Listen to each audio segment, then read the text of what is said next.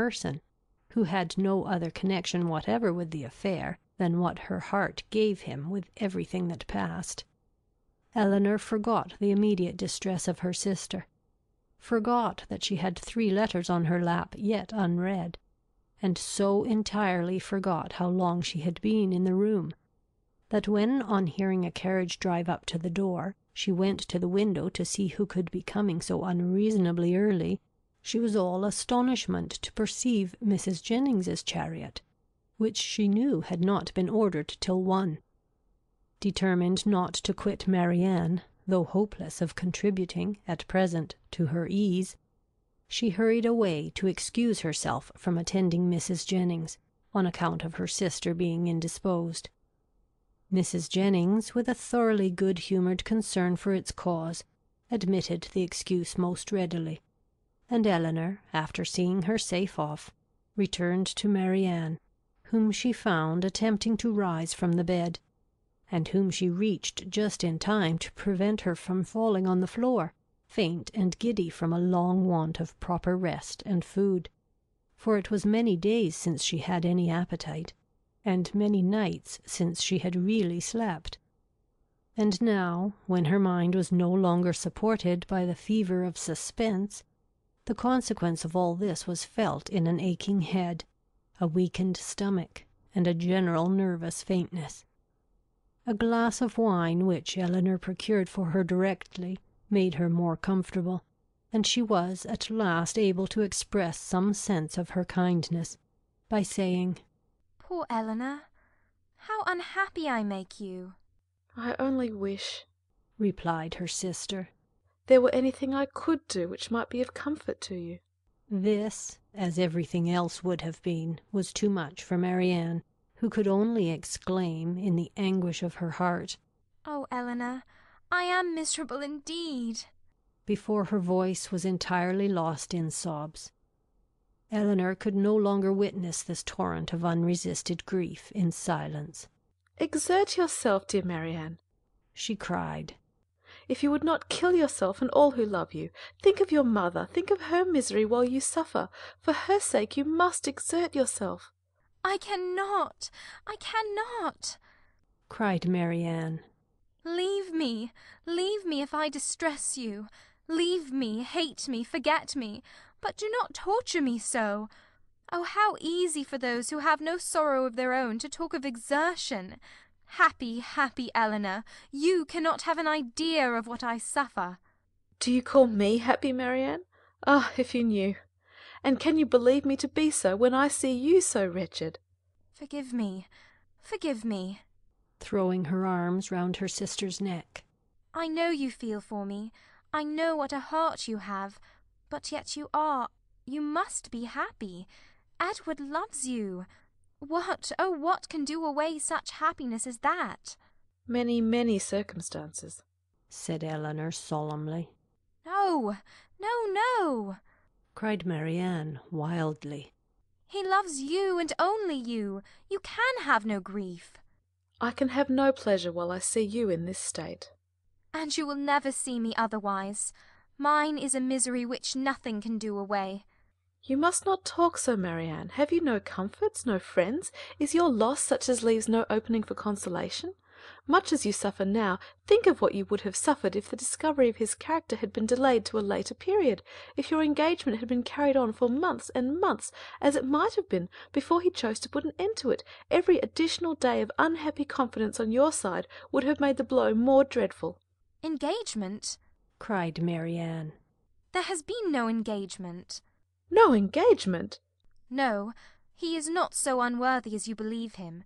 He has broken no faith with me." "But he told you that he loved you." "Yes. No. Never absolutely. It was every day implied, but never professedly declared. Sometimes I thought it had been, but it never was." "Yet you wrote to him?" "Yes.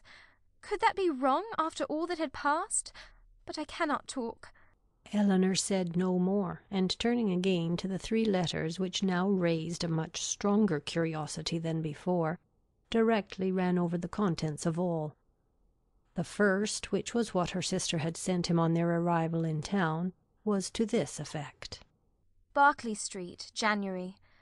How surprised you will be, Willoughby, on receiving this! And I think you will feel something more than surprise when you know that I am in town. An opportunity of coming hither, though with Mrs. Jennings, was a temptation we could not resist. I wish you may receive this in time to come here to-night, but I will not depend on it. At any rate, I shall expect you to-morrow.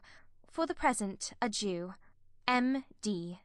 Her second note, which had been written on the morning after the dance at the Middletons, was in these words: I cannot express my disappointment in having missed you the day before yesterday, nor my astonishment at not having received any answer to a note which I sent you above a week ago. I have been expecting to hear from you, and still more to see you every hour of the day. Pray call again as soon as possible, and explain the reason of my having expected this in vain. You had better come earlier another time, because we are generally out by 1.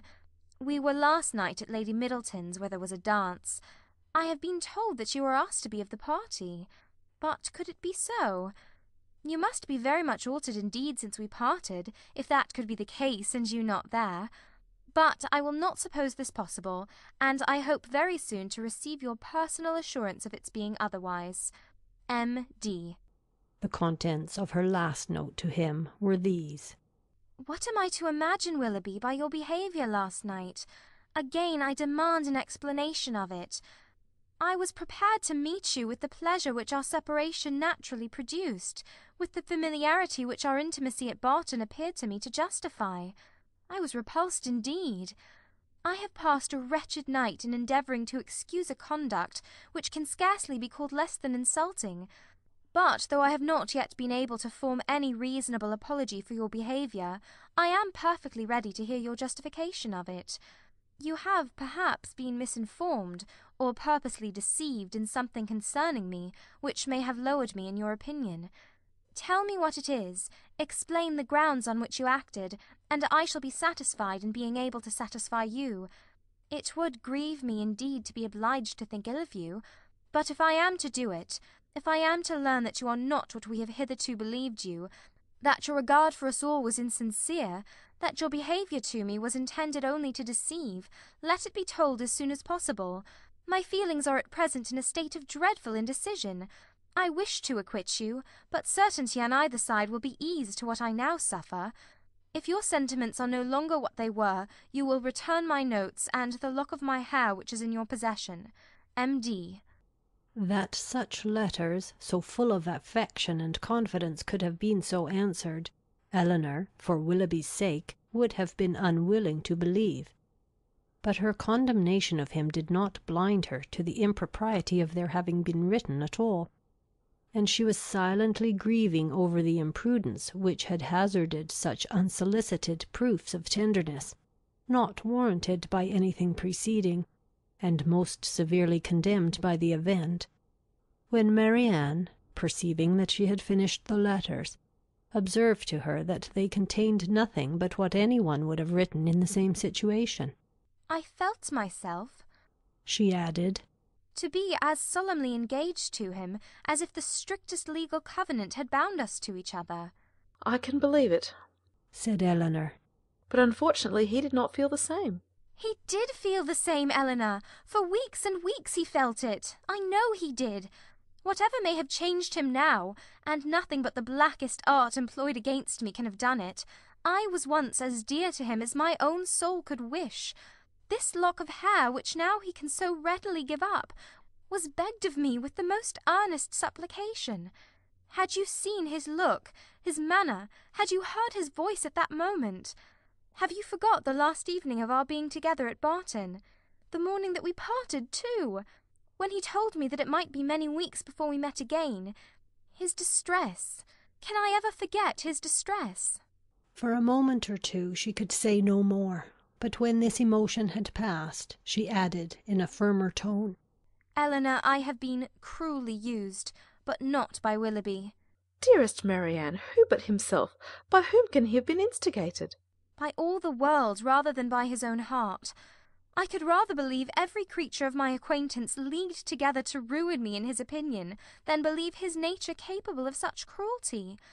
This woman of whom she writes, whoever she be, or any one, in short.